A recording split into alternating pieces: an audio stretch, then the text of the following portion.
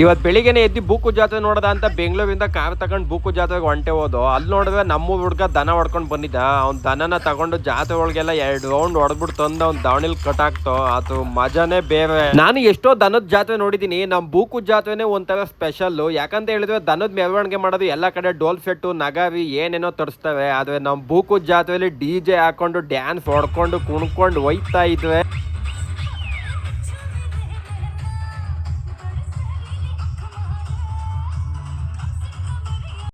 ದೇವ್ರಿಗೆ ನಾನು ನಿಂತಿದ್ದ ಜಾಗದಿಂದನೇ ನಮಸ್ಕಾರ ಮಾಡ್ಬಿಟ್ಟು ಸುತ್ತಮುತ್ತ ತಿರುಗಿ ನೋಡ್ತೀನಿ, ಬರೀ ದನಗಳೇ ಕಾಣ್ತಾವೆ. ಎಷ್ಟೋ ಜಾತ್ರೆ ಓಡಾಡ್ದೆ, ಇಲ್ಲಿ ಸೇರಿರೋ ಅಷ್ಟು ದನ ಯಾವ ಜಾತ್ರೆಲೂ ಸೇರಿಲ್ಲ. ಕೆಂಪೇಗೌಡರಿಗೂ ನಮಸ್ಕಾರ ಮಾಡ್ಬಿಟ್ಟು ದಾವಣಿ ಒಳಗಡೆ ಹೋದೋ ಸ್ವರ್ಗದೊಳಗೆ ಹೋದಂಗೆ ಆಗೋಯ್ತು ಗುರು. ದಾವಣಿ ಮಾತ್ರ ಸಖತ್ತಾಗಿತ್ತು. ಒಂದೊಂದ್ ಜೊತೆ ಎತ್ತು ಲಕ್ಷದ ಮೇಲ್ಗಡೆನೆ, ಲಕ್ಷದ ಒಳಗೆ ಯಾವ ದನಗಳೇ ಇಲ್ಲ. ಈ ದಾವಣಿ ಒಳಗಡೆ ಫುಲ್ಲು ಬರೀ ಜನಗಳೇ ತುಂಬ್ಕೊಬಿಟ್ಟಿದ್ರು. ಅಗಸ್ತ್ಯಂಗೆ ಸಪ್ರೇಟ್ ಫ್ಯಾನ್ ಬೇಸಿ ಐತೆ, ಅದ್ರ ಬಗ್ಗೆ 2 ಮಾತೇ ಇಲ್ಲ. ಈಚೆ ಕಡೆ ಬಂದ ಒಂದ್ ಕುದುರೆ ನೋಡ್ದೋ, ಏನಾವ ಕಂಡು ಅಲ್ಲಿಂದಲೇ ಕೈ ಮುಕ್ಕಬಿಡಿ.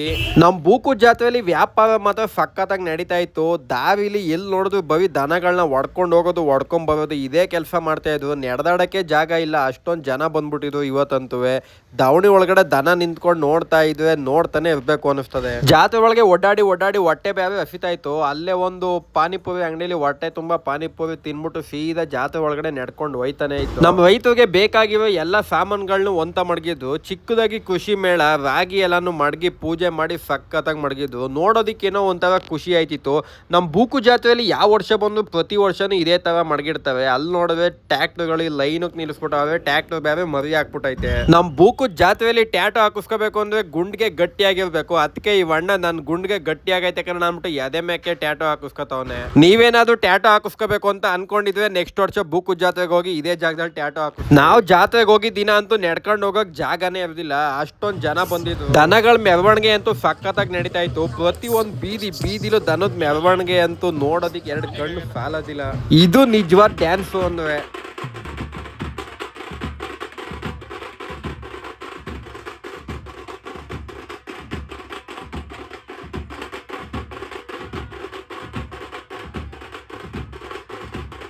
ಟಮಟೆ ಸೌಂಡ್ಗೆ ಬಡ್ಡಿ ಮಗೊಂದು ಟಗವನು ಕುಣಿತೈತೆ ನೋಡಿ ಸ್ಟೆಪ್ಪ.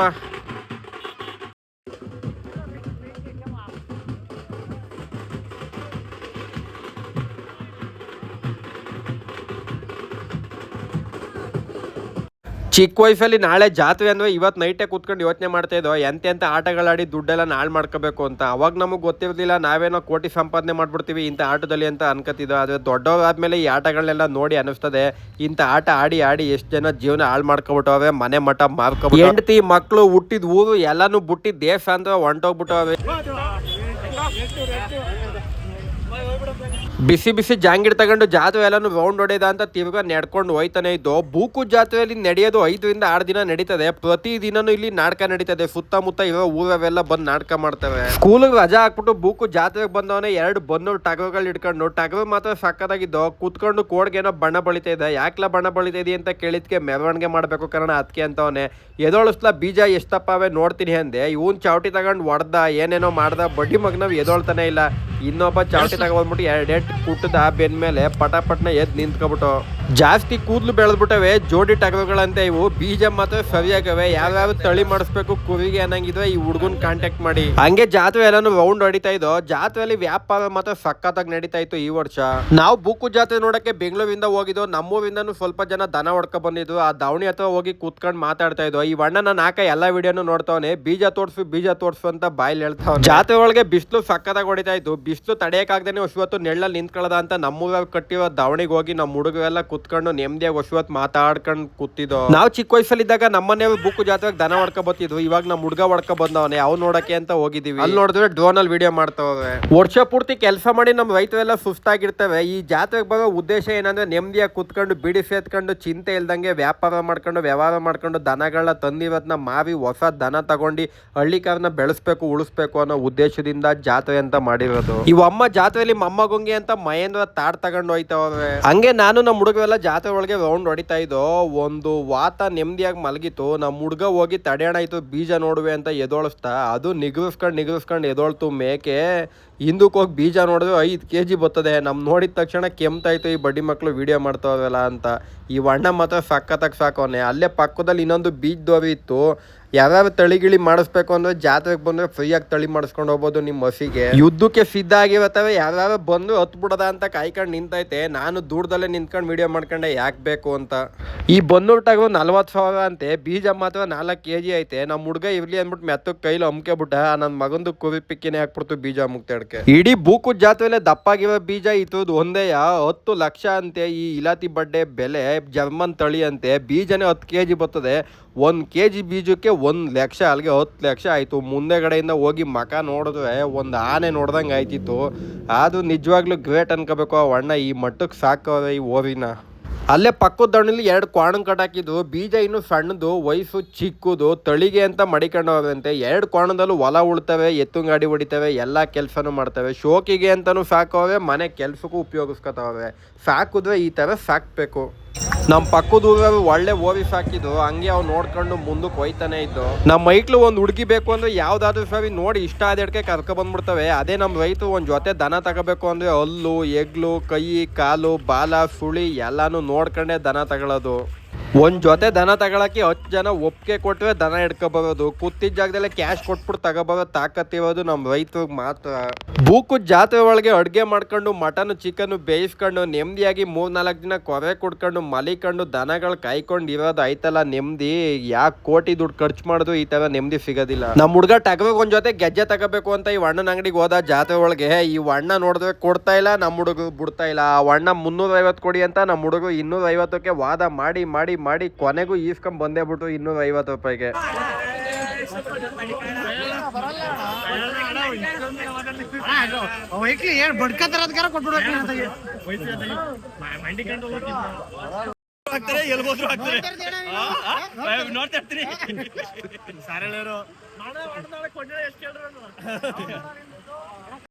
ಒಂದು ಹುಡುಗ ಜಾತ್ರೆ ಒಳಗೆ ಕುದುರೆ ಹಿಡ್ಕೊಂಡು ಓಡಾಡ್ತಾ ಇದ್ದ. ಕೊಡ್ಲ ಮಗ 2 ರೌಂಡ್ ಹೊಡಿತೀನಿ ಅಂದೆ, ಕೊಡ್ಲೇ ಇಲ್ಲ.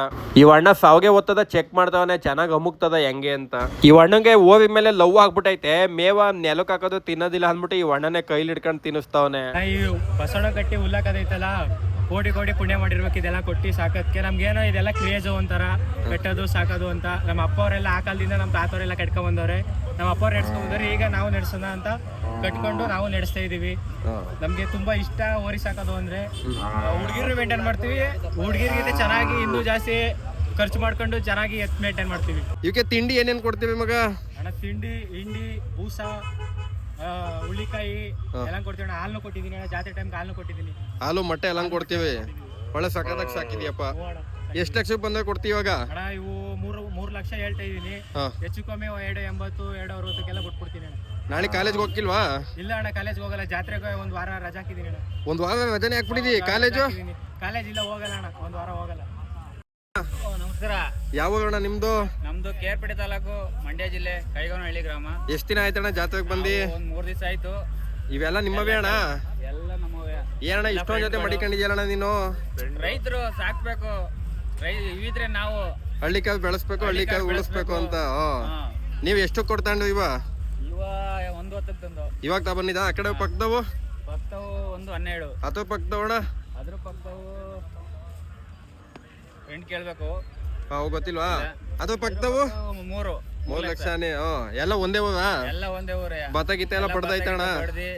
ತುಂಬಿಟ್ಟು ತಿನ್ಕೊಂಡು ನೆಮ್ಮದಿಯಾಗಿ ಪಬ್ಬು ಬಾರು ಹೋಗೋದ್ ಬಿಟ್ಬಿಟ್ಟು ಇದೇನಣ್ಣ ಎಂಜಾಯ್ ಮಾಡ್ಬಿಟ್ಟು ಹೋಯ್ತೀವಿ. ನೆಮ್ಮದಿಯಾಗಿ ಪಬ್ಬು ಬಾರು ಬೆಂಗಳೂರಿಗೆ ಹೋಗಿ ನೆಮ್ಮದಿಯಾಗಿ ಇರೋದಲ್ವಾ? ಅಲ್ಲಿ ಹೊಗೆ ಕುಡಿಯೋದ, ಇಲ್ಲಿ ಗಾಳಿ ಕುಡಿತೀವಿ. ಗಾಳಿ ಕುಡ್ಕೊಂಡು ನೆಮ್ಮದಿಯಾಗಿರೋದು. ಎಂಜಾಯ್ ಮಾಡ್ಕೊಂಡು ಹೋಗೋದು. ಎಂಜಾಯ್ ಮಾಡ್ಕೊಂಡು ಹೋಗೋದು.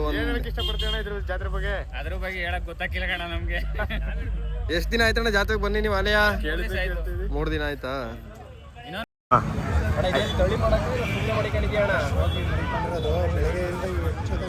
ಕೇಳಕ್ ಬಂದಾದ್ಮೇಲೆ ಇದನ್ನೇ ಕೇಳ್ತಾವ್ರೆ.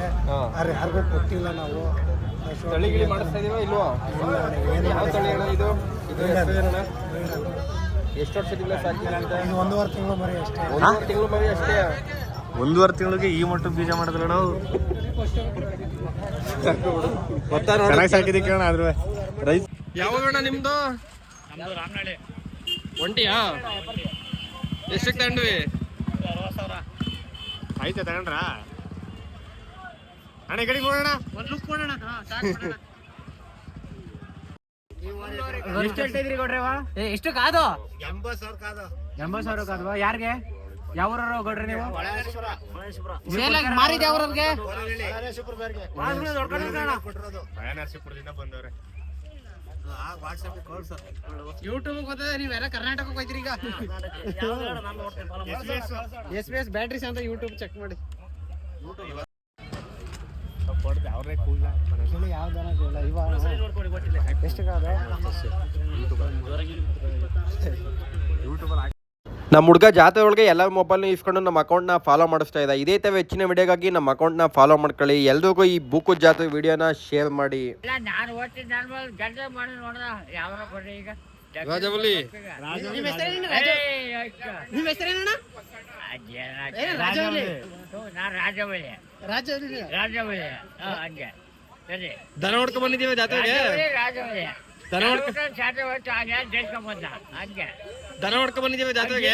ಜೈಸ್ಕೊಂಬಂದ ಒಂದಕ್ಕೆ 80 ಹೇಳ್ತೀವಿ. ಹೋಗಿ 90 ಕೊಡೋದಿಗೆ ನಾನು ಮನೆಗೆ ಒಂದು 19 ದಪ್ಪ ಕೊಟ್ಬಿಟ್ಟು ಒಂದು ಜೋಡಿ ಸಣ್ಣ ಮೇಲೆ ಕೊಡೋದಿದ್ದೀವಲ್ಲ ಅಷ್ಟು ನಮ್ಮ ಅವ್ವನ್ ನೋಡ್ಬೇಕೀಗ ಅವ್ ಗೊತ್ತಾಗಿಲ್ಲ ಈಗ ಬೈದ ದಾನಿಯಲ್ಲಿ ಹೋಗಿ ಬಂಗ ಮಾಡು ಚೆನ್ನಾಗ ಇಲ್ಲೆಲ್ಲ ಆ ದುಡ್ಡು ಮೂಸ್ತಿದ್ರು ವಾತಾವರಣ ಒಂದ್ ಜೊತೆ ಹೋದ ಒಂಚೂರು ಸೂಲಾಗ ಗೊತ್ತಾಗಿರ್ ಸಾಕಾಯ್ತು. 1:10ಕ್ಕೆ ಪರವಾಗಿಲ್ಲ ಹಂಗಾರೆ ಇಷ್ಟು ಬಾಳವು ಮಾರುವೇನವ ನೋಡೋದ್ರದ ಅಷ್ಟೊಂದು ಸಕ್ಕದ ಕಾಣಿಸ್ತೈತೆ ಇಲ್ಲಿ ನೋಡಕ್ಕದು. ಆನೆ ಕಂಡಂಗೆ ಆನೆ ಇದ್ದಂಗೆ ಆಯ್ತಪ್ಪ. ಅಲ್ಲಿ ಈ ಕಾಲ ಇನ್ನು ಗಾಬ್ರಿಗೆ ಗೊತ್ತಿಲ್ಲ ದನ ಇಷ್ಟು ಬಾಳ್ತು ಅಂತ ನನಗೆ ಗೊತ್ತಿಲ್ಲ. ಬೆಲ್ಲ ಮಾಡ್ಕೊಬೇಡಿ ಏನಾದ್ರ ಬಗ್ಗೆ ಗೊತ್ತಿಲ್ಲ. ನಾನು ನೋಡಿಲ್ಲ ಬಗ್ಗೆ ಏನು ಗೊತ್ತಿಲ್ಲ.